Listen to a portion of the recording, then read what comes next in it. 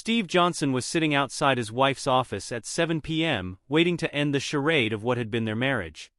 While some husbands might overlook signs like overtime hours or changes in behavior, Steve noticed them all. His wife Angela had started dressing more formally, going out with friends more often, and there was a noticeable decrease in their intimacy. Steve had observed these changes over the past 2 months and grew increasingly suspicious. The first sign was Angela wearing a pair of red high heels to work, something she rarely did. Steve remembered that she would wear high heels on special occasions and when dressing up for their personal time together, which he enjoyed. When he asked Angela about the heels, she mentioned a review meeting with her boss, Martin Schindler. Steve found this explanation unconvincing but let it go. Over time, Angela's overtime hours increased from occasional to frequent, and her girls' nights out became regular. She had always disliked clubs and bars, preferring more low-key activities, so Steve knew something was off. On one such night he followed her and discovered she was at Martin Schindler's house, a place he had visited before for social gatherings. Steve took action by letting the out of all 4 of Angela's tires and then went home. Angela never mentioned the tires when she got home, but Steve overheard her telling a friend about it. She seemed nonchalant, but Steve's suspicions were confirmed. He consulted a lawyer and began divorce proceedings. As he waited outside her office to serve her the papers, he reflected on their 21 years of marriage. They had a daughter, Jenny, who was the center of Steve's world. He met Angela when she worked as a receptionist and later pursued a career as a paralegal. They had a happy courtship and marriage until her involvement with Martin Schindler began to strain their relationship. Steve often worked long hours but made sure to spend quality time with his family. They enjoyed trips to Galena, Illinois and Lake Geneva, Wisconsin and participated in activities that kept them close. The betrayal once revealed through Angela's changing behavior was a deep shock to him. Angela's attitude towards him became increasingly hostile, culminating in a conversation where she dismissed his attempt to reconnect by saying she was needed for her friends. Steve was left feeling speechless and hurt as Angela drove off. Determined to confront the situation, he followed her knowing there was only one way out of their subdivision, and the route was complex. One way out of their subdivision made it quite a maze of streets to navigate before reaching the exit from their house. He was able to catch up with her as she turned onto Main Street and followed her to Martin's house. He avoided her for the rest of that weekend and resolved to find a lawyer on Monday. He wasn't aiming for a scorched earth approach, he just wanted an even split and an amicable end to the marriage. He felt that through her words and actions she no longer wanted him, so why hold on to a relationship that seemed to be slipping away? He felt she could have a new relationship without a fight from him. On Monday he told his daughter about it. "She's cheating on me, Pumpkin. You might not have seen the difference over the last couple of months, but I can. She's checked out of the marriage and is involved with her boss." "No way, Daddy. I don't believe it. I followed her to his house. She said she was going out with friends, but she went to her boss's house instead. I messed with her tires at the club when I saw that she wasn't going there. I just can't believe it, Daddy." "Me either, but it's true." His daughter sat next to him waiting for the inevitable reaction. "Are you really sure, Daddy? There's no chance?" "No, Pumpkin. It's over. She broke my trust and my heart. I can't condone that kind of betrayal. What if she felt like she had a reason to do it? There's no reason that could justify a long-term affair. If it had been a one-time thing maybe, but no. She chose this path.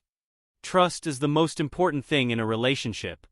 You can't love someone who betrays you like that. Our marriage is over." Jenny looked out the window and saw 2 men approaching the car. Angela Johnson, looking out the window of the law office, remarked with a hint of disdain as Martin entered the building. "What an idiot," she said, observing the situation. "I can't believe he thought he was going to get me first. He wanted everything to be perfect. Well, it's not the right time for that." Martin's actions were purely physical, lacking any emotional connection. It was a raw, primal encounter, and Martin had spent 6 months building his relationship with Angela, preparing her to take the place of his wife, who had just received the final divorce decree ending their 19-year marriage. He had grown weary of his ex-wife's constant complaints and felt frustrated with her weight gain and diminished libido. He was embarrassed to be seen with her, and when their twins left for college he felt free to make a change. Angela, though the same age as his ex-wife, was more refined and had the youthful vitality of someone much younger. Martin was already enhancing her wardrobe, confident that she would make an impressive partner's wife. A knock on the car window startled Steve. Rolling down the window, he was met with a legal document. "Are you Stephen Johnson?" the server asked. "Yes," Steve replied. "You've been served. Please read the documents thoroughly. There is a restraining order requiring you to stay 100 yards away from Angela Johnson, Jennifer Johnson, and your marital residence." "What? A restraining order from Jenny?" Steve exclaimed. Jenny, shocked, grabbed the envelope and read the header, which was for the dissolution of marriage. She found the restraining order and handed it to him. "What the hell?" Steve shouted. "Oh my God, no," Jenny said, distressed. "Daddy, I swear I didn't know what you were talking about," she said, handing him the other papers and the documentation. It outlined several accusations: spousal abuse, child abuse, and other serious allegations. "Jenny, why?" Daddy asked. "I swear I had nothing to do with that. It's a lie or a mistake." "Wait, how did she know I would be here right now?" "It's because I told her," his daughter said, her words breaking his heart. "When you told me she was cheating on you, I confronted her. She told me she only did it because she had an investigator's report saying you were cheating on her." "You can't be serious. Did you see the report?" "No, I did not," she replied. "You believed her and not me. You let her set me up." "Why, baby? I love you so much. Why did you do this to me? I asked you not to say anything." "I swear, Daddy, I didn't know about the restraining order. That abuse thing is." "I swear I didn't say anything like that to anyone," she pleaded. He silently cried, ignoring her. Moments later he said, "You have to leave now, Jenny. I can't be within 100 yards of you anymore." "Daddy, no," she shouted. "Go, or I could be arrested on top of all of this," he said softly. "The sheriff is still here watching me." Reading more, he added, "Oh Jesus, they froze all of my accounts too. What am I going to do now? Congratulations to you both. You've destroyed me. I can't even afford to fight her goddamn high-powered law firm with all of these fake claims. I'll be battling in court indefinitely. Oh God, no. I'll make this right, Daddy," she said as she exited the car and hurried toward the office building. Martin walked into the room with Angela and sighed with contentment. "He's a remarkable lover," she said. "I just wish I had binoculars so I could see his face clearly." Martin was adjusting his belt while Angela was smoothing her dress when a distraught Jenny burst into the office. "What's wrong with you?" Jenny shouted, "This is unacceptable behavior." Angela responded, "I needed to gain the upper hand. I had to act first so he couldn't get into the house or access my money for a while. Now, I have the upper hand. He didn't abuse me, but I'm not entirely sure about that." Angela said with a smirk, "You guys are really close." Jenny walked up to her and asked, "He didn't cheat, did he?" Angela laughed and said, "Of course not. Who would want him?" Jenny, angered, clenched her fist, but instead of punching, slapped her mother with all her strength. Angela fell to the ground, shocked and in pain. Martin laughed and said, "Nice hit, kid." Jenny froze, then looked around. She saw bookcases, shelves, and a messy desk. With a determined smile, she swept everything off the desk and calmly told Martin, "You'd better never cross my path again. I can and will do worse," before walking out. As Jenny laughed, Angela screamed, "Jenny, wait." "Damn it," Martin said, "that little girl is going to pay for this." As Angela walked out, she passed a man with an envelope who asked, "Are you Angela Johnson?" Angela stormed off. Both Angela and Martin laughed at Jenny being served Steve's petition for divorce. Jenny tried desperately to talk to her father, but he couldn't speak to her due to the restraining order Angela had placed on him. He cried every time he saw her call, fearing Angela would find out and send the police after him. Angela had already alienated him from all their friends, and only his parents and brother believed in his innocence. His sister-in-law wouldn't let him near his niece and nephew, almost ending her marriage to his brother. George, his brother, hadn't told her the truth yet, and he couldn't understand why Angela and his daughter betrayed him so deeply. Jenny found her mother's copy of the divorce papers and saw that the attorney worked at her mom's office, so approaching him was not an option. She called Grandpa George, hoping he could help. "What do you want, young lady?" He answered. "Grandpa, we have to help Daddy. I don't know who else to turn to. He isn't taking my calls. I can't believe what you did to your dad, Jenny. What were you thinking, helping your mother?" "Grandpa, it's all lies. I didn't do anything. It's all my mom and her lawyer boyfriend." "Watch your mouth, girl." "Sorry, Grandpa. I swear I didn't accuse him of anything. I had no idea it would escalate like this." "Alright, I'll see what I can do. Is he there? Can I talk to him?" "He can't have any contact with you until that order is lifted. Every time you call, he breaks down crying. He's afraid your mother will find out and call the police on him. His lawyer said there's a court date for a hearing, but nothing can be done until then." Jenny, crying, said, "Grandpa, tell him I love him and miss him." "I will," Grandpa George assured her. Jenny hung up and cried for several minutes. When she finally composed herself, she went into her mother's room and started taking her lingerie and new clothes from the drawers and closet. She threw them down the stairs, carried the pile out the front door and threw it onto the lawn. She laughed when she saw that some outfits still had their tags on. "Screw you, Mother," she said aloud and went to the shed for lighter fluid. She doused the clothes and set them on fire. Seeing it was close to when her mother would be home, Jenny smiled and waited. When Angela arrived, she saw Jenny sitting on a lawn chair roasting a marshmallow over the burning pile of clothes. Angela screamed and ran out of the car, yelling, "What the hell are you doing? Have you lost your mind?" "No, Mother, I'm perfectly sane. I've decided to make you pay for Daddy not being able to talk to me. Every day until I speak to him, I'm going to destroy more of your stuff. You better drop that abuse claim quickly or more of your things will go up in flames. Jenny, there's a court date on Monday. It won't be renewed. It was only temporary. I don't care, Mother. Until I talk to him, your stuff will keep burning." Angela, furious, went into the house and called Steve, but he didn't answer and deleted the message without listening. Moments later, a fire truck and police car arrived, responding to a neighbor's report. The officer and fireman approached Jenny. "What's going on here, young lady?" the officer asked. "My mom wanted to get rid of some clothes she'd outgrown. She told me to make a bonfire with them," Jenny explained. "You can't have a bonfire in the front yard." "Is she home?" the officer inquired. "Yes, sir." "I'll put it out with the hose if you want," Jenny offered. The fireman spoke up and asked, "Did you use anything to light the fire or did you just light the clothes directly?"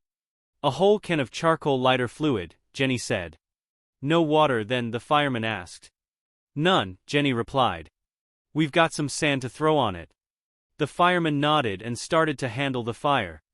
Meanwhile, the police officer rang the doorbell. Angela opened the door, ready to lash out, but then realized it was the police. "Great, we'll put the fire out." "It's no big deal," Angela said, trying to stay calm. "Ma'am, the firemen are already dealing with it," the officer said. "You know it's against city ordinance to have an uncontrolled bonfire in your front yard." "I didn't know," Angela said through gritted teeth. "Here's your ticket. It's just a fine, no court appearance required. Next time, ma'am, just donate those items to Goodwill or St. Vincent, Delaware, Paul. Less fortunate folks could use that stuff." Angela screamed in frustration as she closed the door. Angela's lawyer appeared before the judge at the hearing for the restraining order the next Monday. He didn't contest the appeal, knowing it was falsely obtained and had served its purpose. It had bought time and damaged Steve's reputation. Steve's lawyer made a motion to file a perjury charge against Angela. The judge responded that without definitive proof that the order was filed under false pretenses, there was no basis for a perjury charge. "You can address that in your countersuit in the divorce case, but it's a long shot," the judge said. The fact that the restraining order was dropped provided little solace to Steve, who was in a state of deep depression. His life was unraveling due to the false accusations, frozen assets, cheating wife, and most painfully his daughter's betrayal. He was barely managing mentally, taking time off work, drinking too much and being miserable to be around. He went to his house during the day when he knew Angela and Jenny wouldn't be there. He discovered she had changed the locks but managed to get in through the garage. Inside he found his belongings in boxes and his clothes in trash bags. She had left him the wedding album and family pictures, which he piled in front of the door leading into the house and urinated on. He kept in touch with his parents and brother, but the relationships were strained due to his problems. His parents urged him to see a psychiatrist, but he refused, feeling he didn't need a therapist to tell him that his life was falling apart. Angela's law firm waged a relentless campaign against him, even informing his employer about the restraining order and abuse accusations, leading to his firing. Steve's contract had a clause, and if he had been in a better state of mind, he might have fought the termination and possibly won. But he was just going through the motions. No one knew where Steve was living, his only contact with his family was by phone. The only times he was seen were at mandatory court appearances related to the divorce, where he refused to speak to anyone except his attorney and the judge. Jenny tried to speak to him on these occasions and cried every time he walked past her without acknowledging her. She thought he looked like a man already broken. Angela was satisfied with how things were progressing. She had started resenting Steve months before, and Martin had deepened her disdain through his influence and seduction. After months of legal battles, the divorce was finalized. Steve got his share of the assets back, the house was sold, and he kept his truck. However, false rumors about him had spread throughout the town, and he struggled to find work. He decided to move to Chicago, where he found a job as a truck driver. As he was packing up his belongings into his pickup truck, Jenny drove up. "Daddy, I'm so sorry. None of this should have happened," she said as she ran up to hug him. He cried but did not return her hug. "You chose your mother over me. With no proof, you siding with her started this chain of events. I had to act first to avoid retaliation from her law firm. Do you see now, Daddy?" "I didn't know," Jenny said tearfully. "I'm sorry. I'm leaving now," Steve said. "Once you're accused of something like that, it's a stain that never fully washes away. Someday, your mother and her lover will pay. Goodbye, Jennifer. I loved you more than my own life. I did everything I could to give you a good life. I only hope you haven't grown up to be like your mother." Jenny broke down in sobs as her grandmother hugged her, giving Steve the chance to get in his truck and drive away. On the day the divorce was finalized, Angela and Martin celebrated. Martin asked Angela, "Will you marry me?" "Yes, Martin." "Oh yes," she cried, jumping up to hug him, making a scene in the restaurant. He handed him a plastic bag with the note. Detective Jordan frowned and asked, "Is the fiancée the blonde in there?" "Yes, sir." "Ma'am, do you have any idea what the note means?" Detective Jordan asked Angela. "Yes, it means it wasn't suicide. My ex-husband killed him. Martin hates guns. He didn't own one." "Why do you think your ex did this?" "Because he felt Martin took me from him." "Did he? Were you seeing the deceased while you were married?" Looking down, embarrassed, she said for a short time, "Yes." "Could there be anyone else who might have wanted him dead? He was an attorney, right? I guess his ex-wife was pretty angry about being dumped. He did corporate law, civil cases, never really saw a courtroom." "Okay, ma'am, where were you tonight?" "Shopping." "You don't think I did it?" "I don't even know that it wasn't a suicide yet. Could you get your receipts for me, please?" "Okay." Detective Steve Johnson was visited by Detective Jordan on a sunny Sunday afternoon. "Mr. Johnson, I'm Detective Jordan. I need to ask you a few questions." "Sure, Detective. What's up?" "Where were you last night around 8 p.m.? "Working. I was driving the rig through Rockford. I pulled into the depot at 9:30. You can check the logs." "Where were you coming in from?" "Madison." "What happened?" "Martin Schindler was shot last night in an apparent suicide." "Apparent? Let's just say there are some inconsistencies." "Well, I couldn't have committed the suicide from Rockford." "No, sir. If I have any more questions, I'd like to call if that's okay." "Sure. I'll give you my new cell number." The detective left, unhappy about having to drive to northwestern Chicago to talk to Steve and then to the truck depot to verify the alibi. He thought more about what bothered him about the suicide. Why would a left-handed man shoot himself with his right hand? Why was the note typed? The gunshot residue on his hand was present, but the amount was small, suggesting the victim had fired the gun, but it was strange. After the detective left, Steve sat at his kitchen table talking with his friend Lou. "What was that all about, Steve?" Steve laughed and said, "Would you believe my ex's fiancé offed himself? No, that's wicked." "Yep. I hope my alibi checks out." They laughed and clinked their beer bottles together in a toast. Angela was sitting in the front row of the funeral, crying over the man who had taken her away from her wonderful husband. Tears were shed over the man who had convinced her to ruin a good relationship so she could trade up. She had been madly in love with her truck-driving husband until she was transferred to work for Martin. Martin had targeted her, making snide comments about truck drivers and her husband. It was too easy for Martin. He planted the seed that she was neglected by Steve's long days and overnight runs, and it grew. She couldn't decide if she was crying for the loss of her fiancé or the loss of her husband and the damage to her relationship with her daughter. It all felt like a waste. She didn't notice or care about the room buzzing around her, or the glares from Martin's ex and his daughters who blamed her for his death. "You could have come to the funeral and paid your respects," Angela said to her daughter Jenny, who was home for the weekend from college. Jenny glared at her and said, "How dare you tell me to pay respect to a man who destroyed my father? Screw you, mother. I shouldn't even refer to that piece of trash as a man. He's less than a dog on my shoe."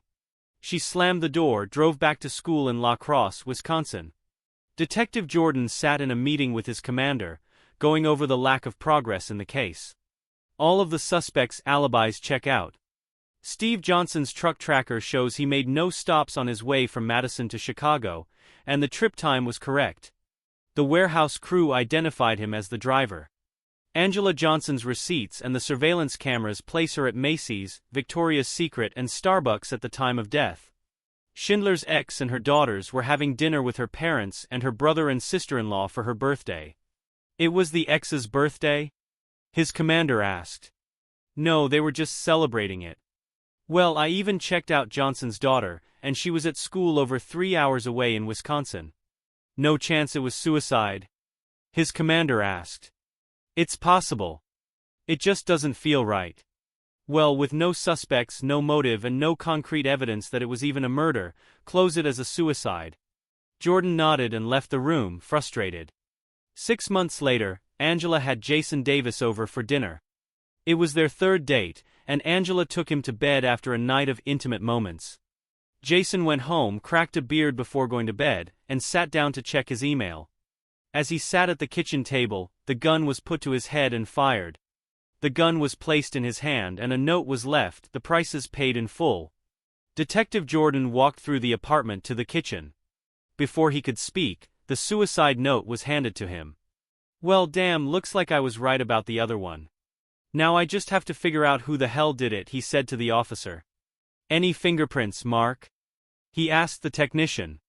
"Yeah, but if I had to guess right now, I'd say they are the victims." "Any witnesses who called it in?" Jordan asked. "A neighbor heard the shot and called 911. No one saw anyone come or go." "Of course not. How'd they get in?" "No busted locks or windows. It looks like the balcony to me. The sliding door wasn't locked. The victim probably didn't worry about it. Being on the second floor, it wouldn't be too difficult to climb up. Though I'd say anyone of reasonably average height could jump, reach the bottom, and pull themselves up." "Average height for male or female?" "Average male." "Where's the guy's phone?" Jordan asked. "Bagged over here." Jordan used his gloved hands to look for the last call. It was to an Angela. "I will be shocked if she isn't Angela Johnson." After going through the usual condolences and pleasantries, the detective got to work. "Miss Johnson, why do your partners seem eager to kill themselves?" Detective Jordan asked. "It's gotta be Steve. This is him punishing me." "Where were you last night, ma'am?" "Home all night. I have an alarm system that will verify that." "Tell me about the alarm system." "When it's set, it picks up doors and windows opening. I set it when Jason left last night and turned it off this morning when you came by," she said through tears. "Did you turn it off at any time last night?" "No. Since Jenny is at school, it would have been uninterrupted all night." That's easy enough to check. So your theory is that your ex-husband is behind these suicides that aren't? Yes. Who else could it be? When was the last time you spoke to your husband before the divorce? Have you seen him since, or has he contacted you? No, he has never called me. How would he know about your most recent partner? I don't know, but it has to be him. Okay, that's all I have for now. Please stay close by, he said, turning to leave. Oh, one more thing. How tall are you? About 5 feet 9 inches or 5 feet 10 inches. Just curious. Sorry again for your loss. Back at the police station, the commander said, Yes, sir, Detective Jordan. Keep me updated daily on your progress. This is too coincidental. I've heard of a body to die for, but never a body that makes you want to kill yourself. The girlfriend's alibi is solid. I'll see if I can break it, but we'll see. I'm on my way to her ex-husband now. The detective said wearily, Off you go then. Let me know what you find. Right as Detective Jordan walked away, he had a bad feeling that all of the prime suspects' alibis would be as airtight as last time. Steve and Marianne were snuggling on his couch, binge-watching Jack Ryan on Prime when the doorbell rang.